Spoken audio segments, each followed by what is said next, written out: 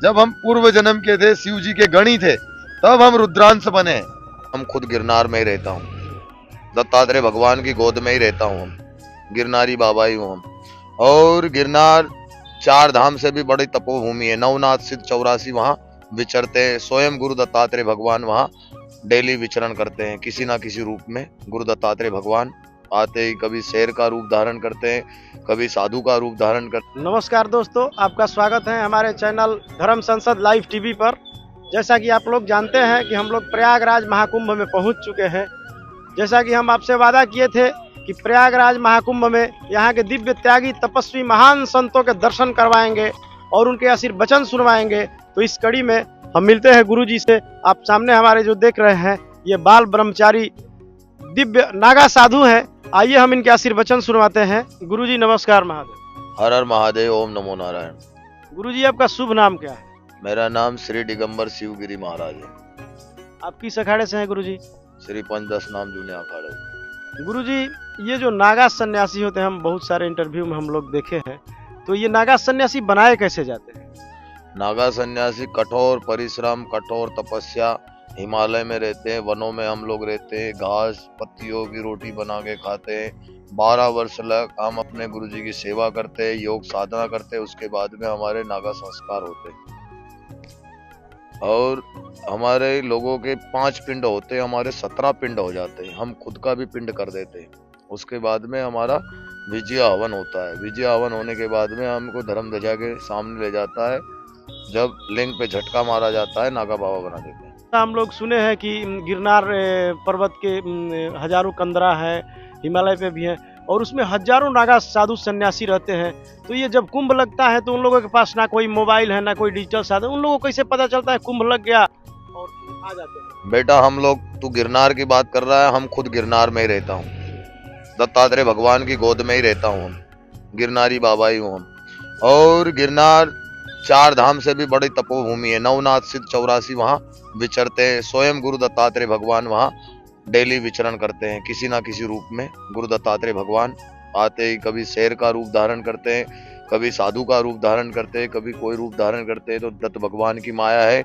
ब्रह्मा विष्णु महेश तीनों देवता माता सती अनसुईया ने बालक बना दिए, उनका ही स्वरूप दत्तात्रेय भगवान है। तो गुरु जी, जनमानस में ये सवाल रहता है कि जब उन लोगों के पास मोबाइल नहीं रहता, कोई डिजिटल साधन नहीं रहता, बहुत सारे ऐसे बाबा है जो वर्षों से निकलते नहीं भीतर से, तो उन लोगों को कैसे पता चल जाता है कुंभ लग गया और पहुंच जाते हैं? कुंभ की जय घोष होती है, शंखनाद होता है, और उसी की तरंगों से हमको पता लग जाता है कि अब वो महायोग आ गया है, वो चौकड़िया आ गया है। अब हमारा कुंभ का स्टार्ट आरंभ होने वाला है। इसीलिए हम लोग उसी के आह्वान से ही आते हैं। जैसे देवता को आह्वानित करते हैं, वैसे ही देवता का आह्वान होता है, वैसे ही कि साधु का भी आह्वान हो जाता है। देवता के साथ में साधु का भी आह्वान हो जाता है। जय घोष जैसे होती है, वैसे ही साधुओं के पास ये जो जटा है, हमारी तरंगे ही है। इससे ही हमको सब, हमारा सीधा सैटेलाइट चलता है, मोबाइल फोबाइल नहीं रखते हैं, डायरेक्ट ऊर्जा की तरंगे चलती है। तब में वो तो भजन है ना कि हमको सब पता लग जाता है। विदेशी मीडिया में चलता है कि सनातन धर्म के पास एक ऐसी नागा साधुओं की फौज है कि जब जब देश और धर्म पे संकट आता है तो वो लोग मतलब सबसे आगे आते हैं। तो इसका आप लोगों को क्या? हम भारतीय हैं, हिंदुस्तानी है, सनातनी है। विदेशी क्या है साले, पेपर से गांड साफ करने वाले, उनको क्या आता है? हम लोग सनातनी है। हमारी सभ्यता चोरी करके ले जा रहा है, चोर है वो, लुटेरे है। हमारे देश को कितनी बार लूटा है इन लोगों ने, है? हम तो धर्म के ध्वज हैं, प्रतापी है। हमारे यहाँ राजा एक से एक। गंगा पुत्र भीष्म को कोई भगवान ने आशीर्वाद नहीं दिया था, राजा सगर शांतनु ने दिया था। राजा शांतनु ने आशीर्वाद दिया था, जा तेरे को इच्छा मृत्यु का वरदान देते हैं। तूने जब भीष्म प्रतिज्ञा लिया है कि जीवन भर विवाहित नहीं करेगा, तो ऐसे ऐसे प्रतापी राजा थे जिनको स्वयं देवता भी आके आशीष देते थे कि ले बच्चा। जैसे शिवाजी महाराज थे, उनको माँ तुलजा भवानी ने तलवार दिया था। जैसे महाराणा प्रताप थे, जिनको एकलिंग भगवान का आशीर्वाद था। तो ऐसे हमारे पूर्वज एक से एक तपोभूमि थी। ये भारतवर्ष ऋषि मुनियों की भूमि है, इसीलिए इसका नाम भारतवर्ष है। आर्या खंड है, भारतवर्ष है, इसीलिए हमारे देश का नाम भारत है, क्योंकि ये ऋषि मुनियों की प्रतापों की देवी धरती है। हमारे देश के अंदर लोहा तो था ही नहीं, सोना, चांदी, तांबा, पीतल हमारे देश के अंदर धातुएं थी, लेकिन ये विदेशी लुटेरों ने हमको लूट लिया, खोखला कर दिया। नहीं तो हमारे देश को तो सोने की चिड़िया बोलते हैं। दोस्तों, जैसा कि आप गुरु जी को देख रहे हैं, जिस गिरनार पर्वत की आप बात सुनते हैं कि उसमें हजारों गुफाएं हैं, हजारों की संख्या में नागा साधु सन्यासी हैं, वहीं से गुरु जी आए हैं, वहीं के दिव्य महात्मा हैं, आप जिनका दर्शन कर रहे हैं। और मैं आपको गुरु जी का आशीर्वचन मैं आपको सुना रहा हूँ। अच्छा महाराज जी, जैसे हम लोग वृंदावन गए थे तो वहाँ नाम जप की प्रधानता है कि नाम जप करो, और हम काशी में रहते हैं तो वहाँ गुरु जी लोग आते हैं तो बोले कि ध्यान करो, बिना ध्यान का ज्ञान नहीं होगा। तो क्या देखो, क्या काशी जो है ध्यान केंद्र की जगह है, और वृंदावन है जो काशी है ध्यान और योग केंद्र की जगह है। काशी ये पृथ्वी का भाग नहीं है। काशी भगवान शिव जी ने अपनी दिव्य शक्ति से त्रिशूल पे उतारी हुई है। काशी इसीलिए मोक्षदायिनी है, त्रिशूल पे उतारी है, त्रिशूल पे खड़ा है, वो पृथ्वी का भाग नहीं है। और वृंदावन पृथ्वी का भाग है, इसलिए कलयुग केवल नाम आधारा, सुमिर सुमिर नर उतरे भव पारा। कलयुग केवल नाम ही आधार है, इसलिए वहां पे नाम जपता है। और ये काशी मोक्षदायिनी है, क्योंकि ये स्वर्ग से उतारा गया है। काशी को त्रिशूल पे खड़ा है शिव जी के। गुरु जी, जैसा हम लोग सुने हैं कि रामकृष्ण परमहंस काली के परम भक्त थे, उनके गुरु थे तोतारामपुरी। तो तोतारामपुरी के पास जब भी रामकृष्ण जाते थे तो बोलते थे कि तोताराम, उनके गुरु जी बोलते थे कि रामकृष्ण तेरा मोक्ष नहीं होगा, इसलिए कि मोक्ष में सभी चीज़ों से मुक्त होना पड़ता है, लेकिन तू काली से जुड़ गया है, तो जब तक जुड़ा रहेगा तो तेरा मोक्ष नहीं होगा। तो फिर जब नाम जप करेंगे, जुड़ ही जाएंगे, तो फिर मोक्ष कैसे होगा? मोक्ष तो मेरी बात समझ ले बेटा, मोक्ष हमारे ऊपर है, हम कौन सी क्रिया कर रहे हैं। मोक्ष तो हर किसी को मिलता नहीं है। करोड़ों वर्ष लग जप तप करने के बाद में भी हम मोक्ष नहीं चाहता हूं। हम तो कायाकल्प करना चाहता हूं कि आज भी साधु हूं, कल भी साधु रहूं, क्योंकि इस देह को पाने के लिए इंद्र आदि देवता भी तरसते हैं। भगवान को कहते हैं कि मनुष्य देह बना, क्योंकि ये सबसे चतुर बनाया है, सब चीज का इसको खबर पड़ता है, क्या खाना है, क्या पीना है, कैसे रहना है, कैसे बैठना है, कौन से वस्त्र पहनना है, कैसे सजना धजना है, सब इसको पता है। 84 योनियां बनाया है, किसी में कीड़ा बनाया है, किसी में स्वान बनाया है, किसी में क्या बनाया है। इसमें से सबसे चतुर देह मनुष्य का बनाया है, इसलिए इसको पाने के लिए देवता भी तरसते हैं। तो हम इस देह को क्यों छोड़ना चाहे? हम लोग योगी लोग हैं, हम तो यही कहते हैं कि यह देह वापिस हमको कायाकल्प करें, तो वापिस हम शिव जी तेरा ओम नमः शिवाय का जाप जपे। ये मंत्र सदा मंगलकारी, ओम नमः शिवाय, ओम नमः शिवाय। आप भी हैं बाल ब्रह्मचारी की, माने भगवान के प्रति ही पूरी तरह से न्यौछावर है, और हमारी जो युवा पीढ़ी है वो धर्म से विमुख होते जा रही है कि हमको धर्म का क्या जरूरत है। उन लोगों के लिए क्या कहना? सबसे बड़ी बात तो मैं कहता हूं उनके माँ बाप की गलती है। कैसे? कि सबसे पहला गुरु ही माँ होता है, दूसरा गुरु होता है उसका बाप, और फिर हम लोग संसार के जगत के गुरु आ गए, सन्यासी नागा बाबा लोग। तो पहले तुम्हारे माँ बाप तुमको सही ज्ञान नहीं देवेंगे तो तुम्हारे अंदर से कहां से ज्ञान होगा? जैसे स्कूल के अंदर बच्चा जाता है और उसको मास्टर सिखाता है कि अ लिख की ब लिख की ABCD सिखाता है, कि बराखड़ी सिखाता है कि 1 2 3। ऐसे ही हम अपने बच्चे को राम नाम नहीं सिखाएंगे। आज से 50 वर्ष पहले हर घर के अंदर रामायण जी का उच्चारण होता था, एक चौपाई तो भी पढ़ते थे। तो आज वो कहाँ हो रहा है? अभी मुसलमान के पास देख, उसके बच्चे को उसका मौलाना कुराना पढ़ाएगा, उसको कुरान का ज्ञान रहेगा, छोटे से लोंडे को। और हमारे बच्चे को हमारी हनुमान चालीसा नहीं आएगी। वो कमी किसकी? माँ बाप की। हम तो सही बोलता हूँ, और सही बड़ा कड़वा होता है। सत्य वचन जो होता है कड़वा जहर जैसा होता है, और मीठा गुड़ से भी ज्यादा एकदम मीठा ही लगता है जो झूठ होता है। गुरु जी, जैसे आज का जो जनमानस है, हम लोग नागा साधु सन्यासियों के बारे में सुनते हैं कि जब भी देश धर्म पे कोई दिक्कत होता है तो आगे मिलते हैं। तो ये पाप और भ्रष्टाचार बढ़ता जा रहा है, तो इसको कैसे सुधारा जाए? समाज विकृत होते जा रहा है। देखो, अति का कोई गति नहीं होता है। जब घड़ा छलक जाता है तो फिर सर्वनाशी होता है। अति की कोई गति नहीं होती है।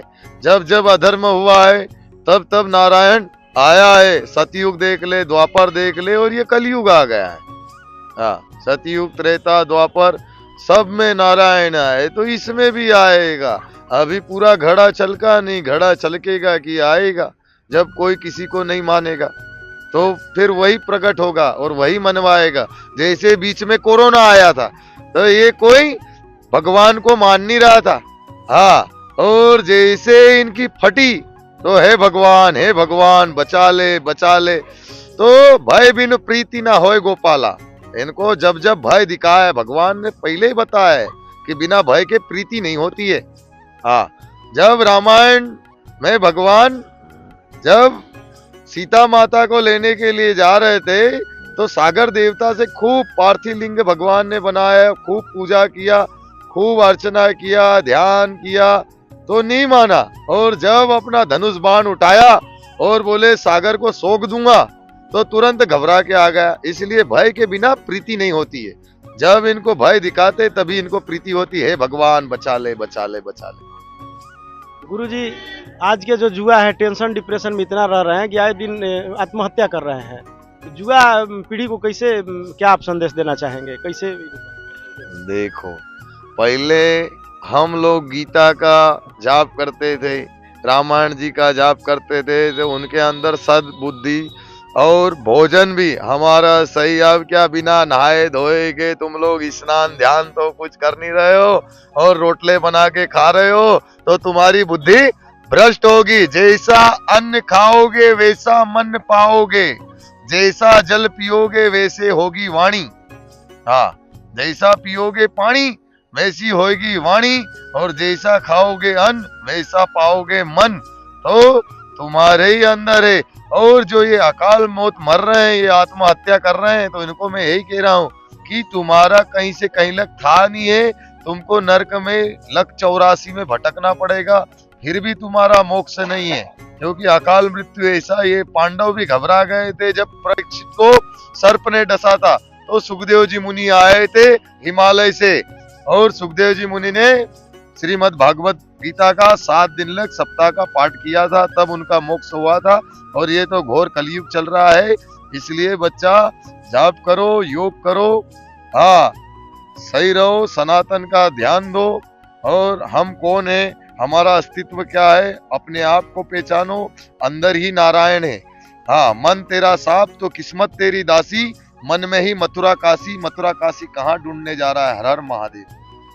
गुरुजी, ऐसा समाज में देखा जाता है कि जो पापी भ्रष्टाचारी हैं वो धनी होते जा रहे हैं, वो बढ़ते जा रहे हैं, और जो भक्ति भाव में रह रहे हैं, पूजा पाठ कर रहे हैं, तो उनके साथ ऐसा क्यों है कि अब ये बेटा, ये जो है देख, ये तो शुरू से ही चलता है। सतयुग में देख, रावण जिसके पास सोने की लंका थी, और किसने, माता पार्वती ने, गणेश जी ने, कार्तिक जी ने उसको तैयार करवाया। अब रावण आया, भोलेनाथ से लंका मांग लिया। भोलेनाथ ने कहा जय हो तथास्तु, ले जा बच्चा।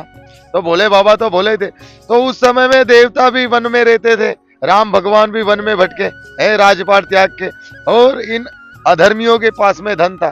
तो आज वैसे ही है कि पहले भी सतयुग से ही चलता आ रहा है, पहले भी इनके पास धन था और आज भी इनके पास धन है। हमारे जैसे तो फक्कड़ लोग ऐसे ही घूम रहे हैं। जब कितने साल के थे तो सन्यासी बन गए? अब तू देख ले, बचपन से 55 में आ गए। गुरुजी, आपके मन में ऐसा क्या भाव आया कि ये सब सुख सुविधा छोड़ के आप सन्यासी बन गए? बेटा, हम लोग पूर्व जन्म के ही नागा बाबा थे, समझ ले, तब लोग हम सन्यासी बने। जब मैं छोटा था तो नंदी बाबा के ऊपर हमारे पूर्वज हमको ले जाते थे, भोलेनाथ के, हमारे इष्ट देवता थे भोलेनाथ। और जब हमको भोलेनाथ के मंदिर में हमारे दादा परदादा ले जाते थे, वो अभिषेक करते थे, तो मैं नंदी के ऊपर बैठ जाता था, चल मेरा घोड़ा। और ऐसे ही जब हम पूर्व जन्म के थे, शिव जी के गणी थे, तब हम रुद्रांश बने। और पूर्व जन्म के नहीं तो कहीं, हम देखते आ रहा हूँ कि कहीं 4 दिन के लिए बन जाते हैं, फिर वापस कपड़े पहन के संसार में चले जाते हैं। जो पूर्व जन्म का ही सन्यासी होगा वही रहेगा इसमें, बाकी तो 4 दिन की चांदनी, फिर वही अंधेरी रात। हर हर महादेव। आप दिव्य गिरनार से आए हैं, तो गिरनार में बहुत सारी चमत्कारी बातें हम लोग सुनते हैं, वहाँ की आभा क्या है, वहाँ के विषय में कुछ दर्शकों को बता दो। गिरनार नवनाथ सिद्ध 84 का बेसना है, स्वयं गुरु दत्तात्रेय ब्रह्मा विष्णु महेश, और वहाँ 33 कोटि देवता विराजित है। जहाँ स्वयं ब्रह्मा विष्णु महेश ने तप किया, तो वो जगह कैसा होगा, अलौकिक जगह है। वहां तो शेर रहते हैं, सब जीव जंतु रहते हैं सारे, लेकिन कभी किसी को कोई नुकसान नहीं पहुंचा।